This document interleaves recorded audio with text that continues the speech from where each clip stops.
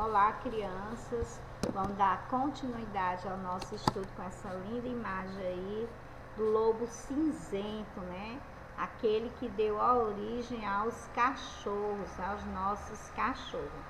Então, o cachorro é uma subespécie, né, do lobo cinzento. Ele deu a origem aos cachorros, mas os cachorros é uma subespécie do lobo cinzento. Nós estamos na nossa unidade 3, estudando os animais, estamos revisando conteúdo para as nossas provas bimestrais.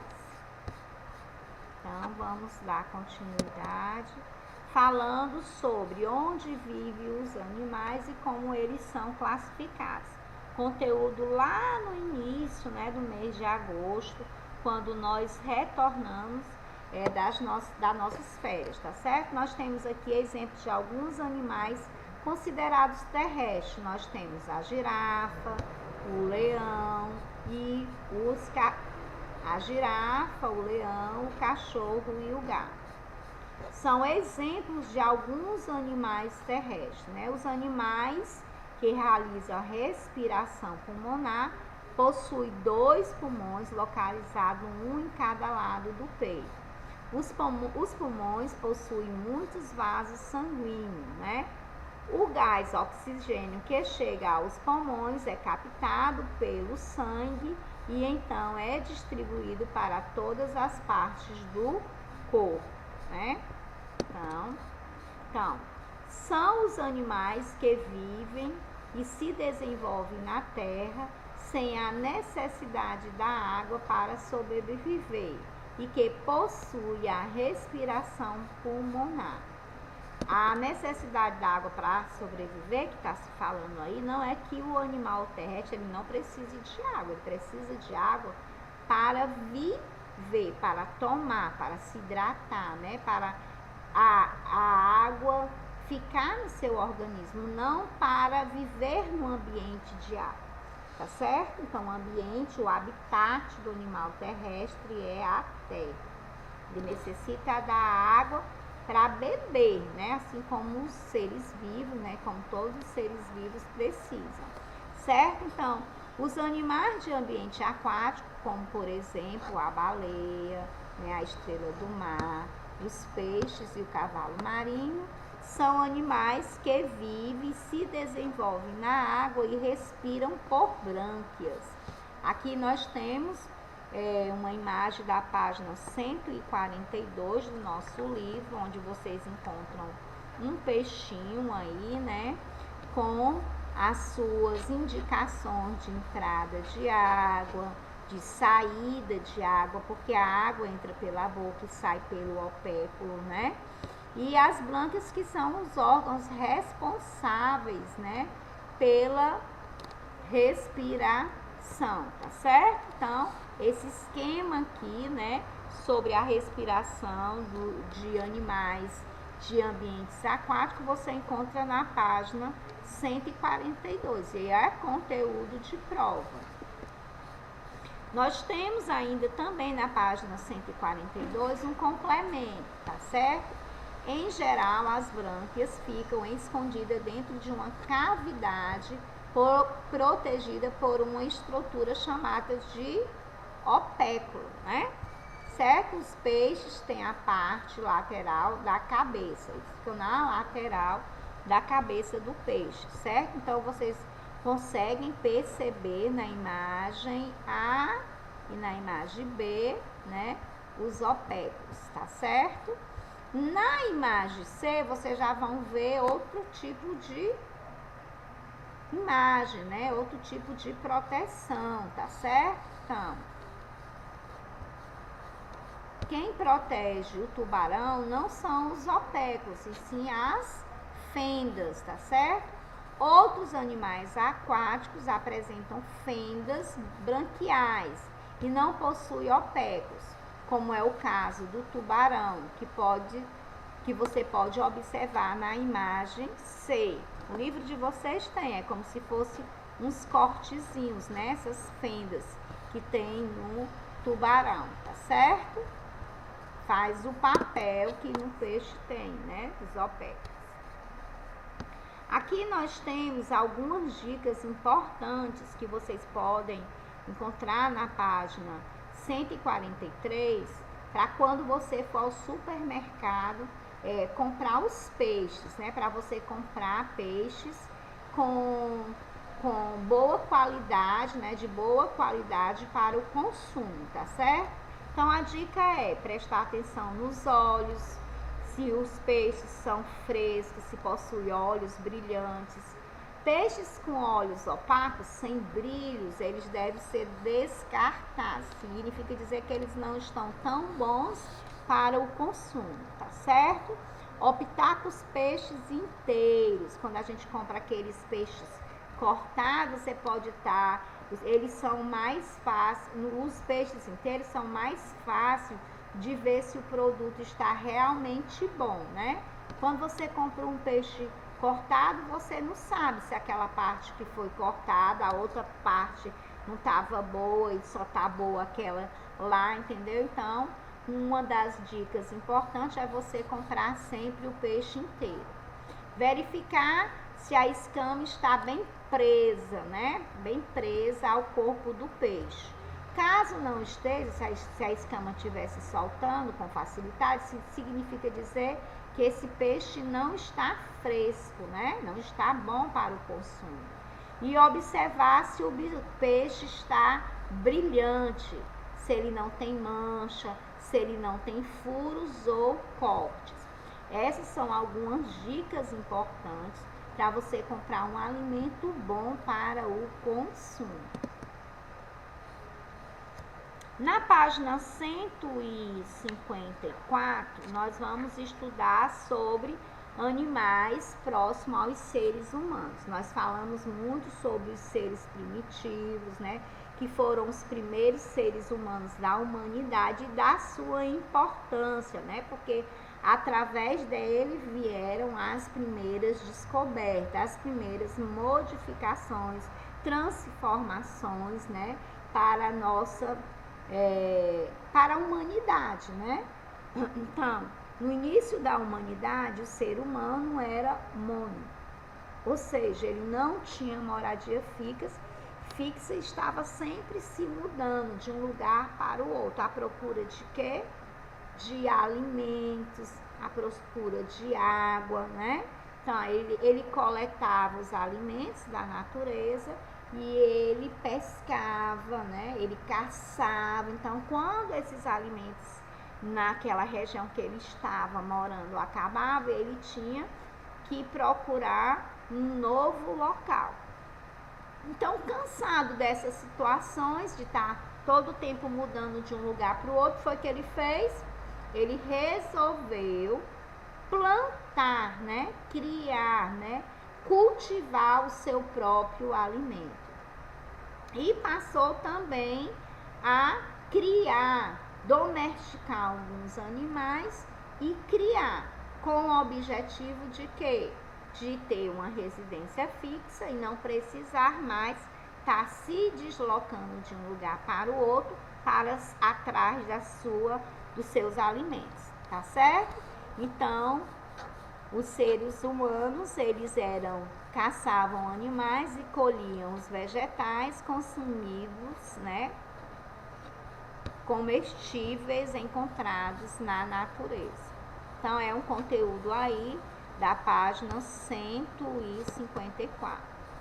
Eu vou falar um pouquinho aqui sobre a agricultura, tá certo? Eu coloquei uma imagem aqui sobre a agricultura, saindo um pouquinho do nosso livro, mas com o conteúdo do nosso livro, porque na página 154 está falando sobre agricultura, sobre pecuária e sobre domesticar, tá certo? Então, agricultura, o trabalho de preparar a terra, plantar e colher, chama-se como agricultura. Então, o trabalho de preparar a terra, de plantar e de colher, chama-se agricultura. Os principais produtos agrícolas do Brasil são arroz, mandioca, soja, batata, café, feijão, laranja, tomate, milho e cana-de-açúcar. Com o passar do tempo, os humanos perceberam que podiam cultivar o próprio alimento e criar alguns animais em vez de caçá-lo. Assim nasceu o que? A agricultura, que é o que? Que é o plantar e colher, né? E a pecuária, que é o que? A criação de animais. Além disso, eles perceberam que poderiam aproximar-se de outros seres que ofereciam proteção ou outras vantagens, como remédios naturais, passando a domesticar diferentes espécies de animais e plantas.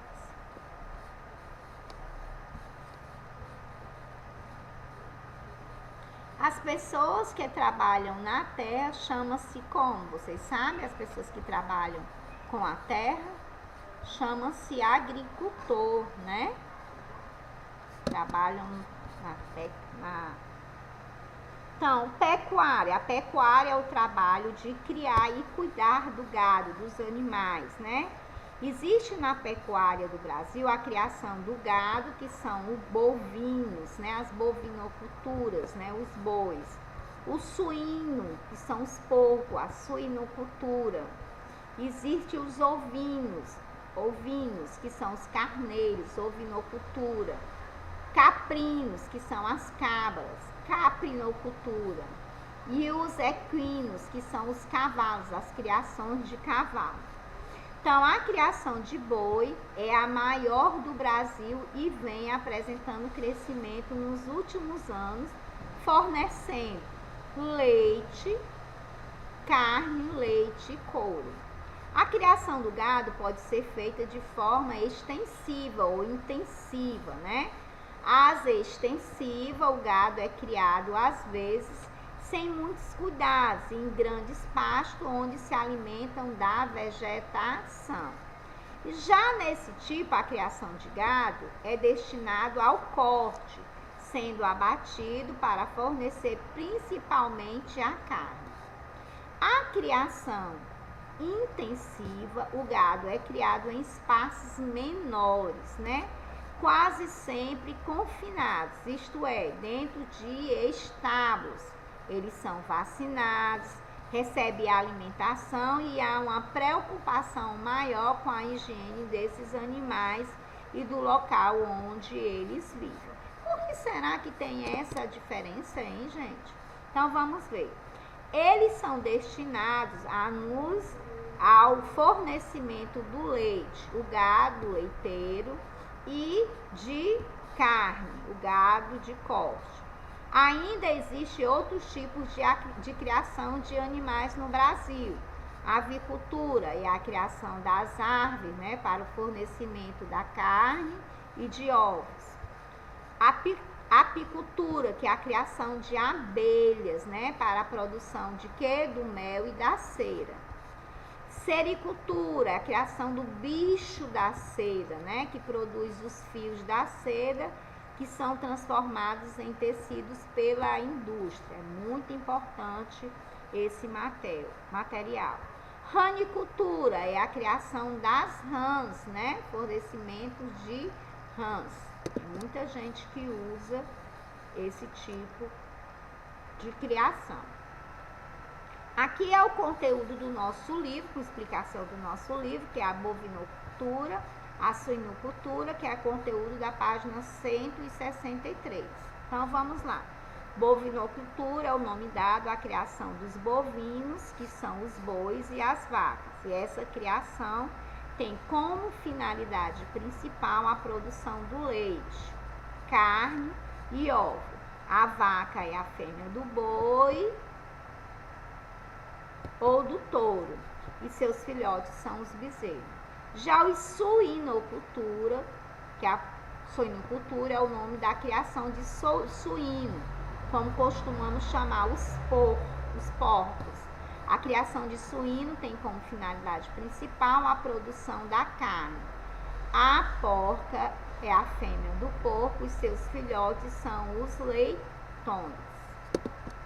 Já na capinocultura. Na ovinocultura nós temos aqui capinocultura, a criação das cabras, né? Que nos fornece o quê? Também nos fornece carne, leite e a pele, né? O macho é o bode e o filhote são os cabritos. As ovelhas, elas nos fornecem a carne, a pele, a lã e o leite. O macho da ovelha é o carneiro e os seus filhotes são os cordeiros. Nós temos aí a imagem da página 156, 157, onde nós estamos falando sobre domesticação, tá certo? A domesticação dos animais, que no início aconteceu principalmente em benefício que dava ao ser humano, passou a acontecer também apenas pela companhia e pelo convívio.